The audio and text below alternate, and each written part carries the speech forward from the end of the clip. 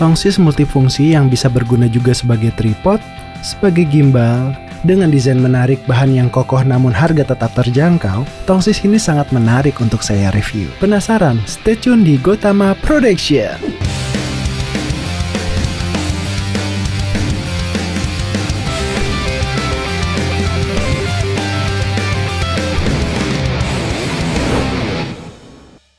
Halo teman-teman semuanya, kembali lagi di Gotama Production. Oke, kali ini saya ingin mengunboxing, review sekaligus tes sebuah tongsis yang ini bukan hanya sekedar tongsis ya, tapi ini juga bisa multifungsi, seperti bisa kita jadikan sebagai tripod atau semi gimbal juga. Nah, merek tongsis ini dari TNW S30.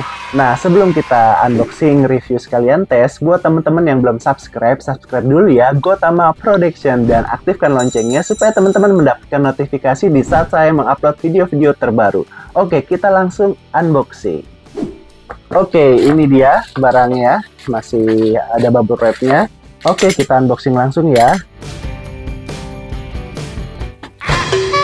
Oke, ini dia boxnya ya teman-teman ya. Tuh, S30 TNW self stick ya. Nah, ini yang unik ya teman-teman ya, ada one click pop up. Maksudnya apa? Nah, dia nanti kalau di bawah sini kalau kita pencet dia langsung bukan tripod, ini four-pod ya. Karena ada 4 kaki bukan 3. Nah, nanti kita tes ya. Oke, di sini masih ada plastiknya. Kita buka dulu ya. Oke. Coba kita buka dari sini. Wah, dapat pouchnya teman-teman ya. Sini apa nih? Oh, ada kabelnya, rapih juga. Oh, di sini ada lagi. Oh, manual book ya. Oke, dari satu-satu kita dapat manual booknya. Tuh, dapat manual booknya. Manual booknya bahasa Inggris dan cukup lengkap ya teman-teman ya penjelasannya, dan mudah sepertinya ya. Oke, dapat manual book. Dapat kabel chargeran. Ini sudah Type C teman-teman, jadi lebih enak ya, karena handphone pada saat ini dan semua gadget lebih ke Type C arahnya. Nah, ini buat ngecas apa? Ini buat ngecas Bluetooth-nya. Dia mempunyai remote Bluetooth untuk mengecas remote Bluetooth-nya. Oke, dan ini dia barangnya. Ini tongsisnya teman-teman ya. Oke, kita buka. Nah, ini dia. Cukup besar juga ya. Kirain saya agak kecil ini. Untuk kelasan tongsis ini cukup besar. Pantesan bisa buat tripod ya teman-teman ya. Tapi buat megangnya sih masih asik ini. Oke, coba. Nah, ini ada apa lagi nih? Sudah habis. Dan sini juga sudah kosong ya teman-teman ya. Nah, di sini nih teman-teman. Fokus dulu di sini. Nah, ini dapat remote Bluetooth ya teman-teman ya. Nah, kita ke atas sini, tarik ke atas. Nah, ini teman-teman. Ini biasanya bisa bantu shutter dan lain sebagainya. Nanti kita tes ya. Oke, kita masukkan lagi. Oke, sekarang saya ingin mencoba membuka ya teman-teman ya. Oke, seperti ini ya teman-teman ya. Jadi ini, nah ini buat handle-nya teman-teman ya, buat kita pegang kayak gini. Tuh. Nah, buat taruh handphonenya di sini nih. Gitu. Nah, ini di up kayak gini. Nah, ini yang menarik ini teman-teman, yang saya suka fiturnya, dia bisa landscape dan kita putar bisa portrait gitu. Nah, ini kita buka seperti ini. Nah, ini buat taruh handphonenya di sini gitu teman-teman. Nah, ini handphonenya tuh bisa menyesuaikan. Nah, bisa seperti ini ya. Ini bisa naik turun. Ini ada settingannya seperti ini gitu. Oke, lalu ini seperti ini. Jadi begini teman-teman. Nah, seperti ini. Sekarang kita coba buka kakinya teman-teman ya. Nah, di sini ada pencetan. Nah, push itu teman-teman ya. Kita pencet sini. Oke, coba saya pencet ya. 1, 2, 3. Nah, dia terbuka tuh. Dia terbuka, langsung kita mekarkan. Nah, seperti ini. Oke, sudah ini bisa di setel nggak? Bisa disesuaikan ya teman-teman ya. Bisa segini, bisa segini, bisa segini. Nah, ini bisa disesuaikan. Nah, ini maksimalnya segini teman-teman. Oke. Nah, ini yang saya suka ya teman-teman ya dari tongsis ini ya, atau apa sih ini sebutannya? Selfie stick ya. Ini sebutannya tuh selfie stick, tapi ini bisa saya sebut ya tongsis juga, dia bisa tripod juga, bisa gimbal juga. Karena apa? Kalau selfie kan dia begini, tuh, ya kan? Dan ini bisa dipanjangkan juga teman-teman. Nah, tuh, bisa dipanjangkan. Panjangnya ini kalau saya ngeliat keterangannya sampai 180 cm. Cukup tinggi ya teman-teman tuh. Cukup tinggi. Nanti kita tes, cukup kuat dan kokoh. Yang saya suka dari tongsis atau tripod atau gimbal ini adalah ya ini. Pada saat dia menjadi tripod ini, nah dia ada 4 kaki teman-teman. Biasanya itu 3 kaki sekelasnya dia nih gitu. Jadinya jelas 4 kaki lebih kokoh gitu. Tuh, saya coba ya, jatuhkan segini. Tuh, dia lebih kokoh. Tuh. Lebih kokoh intinya dibanding 3 kaki. Itu saya coba tes taruh handphonenya. Kita coba pasang. Cara masangnya itu yang tadi saya bilang. Ini dibuka, zoom, ini kita sesuaikan gitu.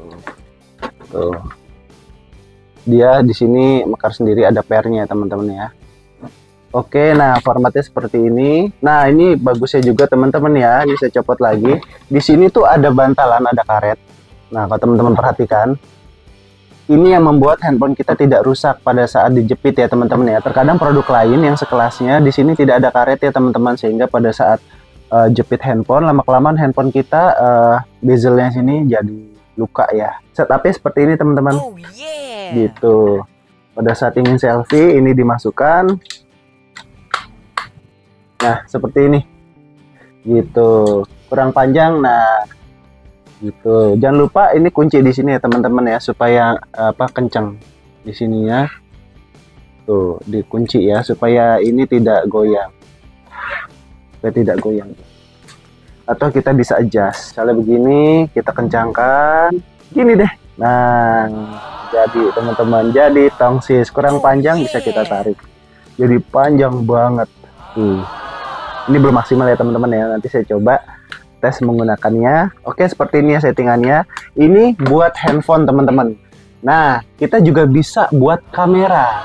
Nah, caranya gimana? Ini kita copot dulu handphonenya. Saya coba ambil kamera. Nah, ini saya sudah ada kamera ya teman-teman ya. Buat contoh tongsis ini. Ini kalau kita tekuk ke sini ya teman-teman ya. Oke. Nah, teman-teman perhatikan di sini. Nah, dia ada mounting buat kamera. Nah, ini yang mantapnya nih. Sudah disediakan teman-teman ya. Jadinya all in ya. Oke, di sini kamera standarnya biasa tuh ada buat mounting ke, ada bautnya ya, lubang bautnya ya, buat dimasukkan ke tripod. Nah, ini gini, tinggal gini, sini.